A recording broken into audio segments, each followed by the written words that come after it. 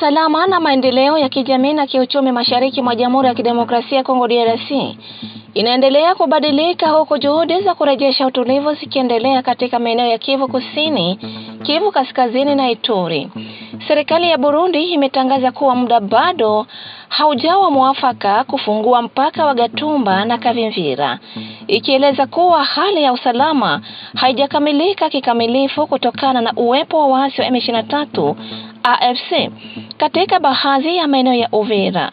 Kauli hiyo imetolewa na waziri wa mambo ya nje wa Burundi. Tangazo hilo linakuja licha ya ahadi ya gavana wa Kivu Kusini, Profesa Jean-Jacques Purusi Sadiki, ambaye hapo awali alihakikishia wananchi kuwa mpaka huu ungefunguliwa ndani ya muda wa masaa 72. Uvira inachukuliwa kuwa mhimili muhimu wa biashara kati ya DRC na Burundi. Wakati huo kurejea kwa usafiri wa majini katika ziwa Tanganyika kumeanza kuonyesha matokeo chanya kiuchumi. Bidhaa kutoka Tanzania, Zambia pamoja na Kalemi na Moba katika mkoa wa Tanganyika zimeanza kupatikana tena katika masoko ya Uvira. Unga wa ngano, juisi na samaki waliotiwa chumvi ambavyo vilikuwa adimu wakati wa kufungwa kwa njia za usafiri kufuatia uvamizi wa M23 AFC Disemba 10 mwaka 2025 sasa vinapatikana tena. Hata hivyo, wafanyabiashara wanaendelea kulalamikia ongezeko la kodi au uingizaji bidhaa na kupendekeza Uvira itangazwe kuwa mji ulioathirika ili uweze kunufaika na unafuu wa kodi na msaada wa kiuchumi.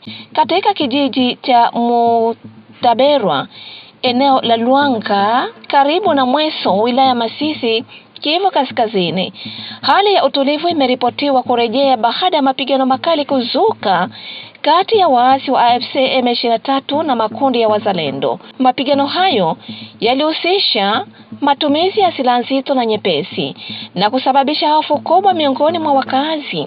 Idadi ya wahanga haijakamilika kutokana na ukosefu wa mawasiliano ya simu katika eneo hilo kwa zaidi ya wiki mbili. Katika mkoa wa Ituri, kamanda wa kanda ya 32 ya kijeshi, Jenerali Antoine David Mushimba ametoa wito kwa wanamgambo wa CRP kujiunga na mchakato wa amani. Akiwa katika ziara yake ya kikazi Bule kwa ushirikiano na MONUSCO, alihimiza wakazi wa Jugu kuimarisha mshikamano na kuendeleza kuishi pamoja kwa amani.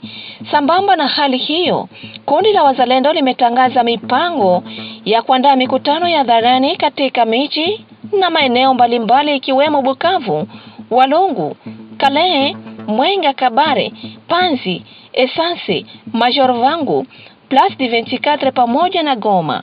Kama basishangaa tunafanya mitingi ndani ya territory zote. Kama mimi nasema Walungu, nasema Kabare, nasema Kalehe, unaona tuna encercler vile ya Bukavu. Alors, kama tunasema Kalehe, Walungu na kwingine, maana yake vile Bukavu iko ndani.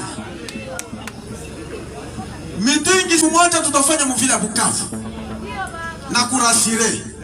Mimi navisemaka sawa vile profesi, lakini utabiona sasa na macho ya nyama. Pige mikono. Na pamoja na hiyo, Goma tutafanya mitingi paske kama mnakumbuka vizuri, tulikuwa hapa Kasenga.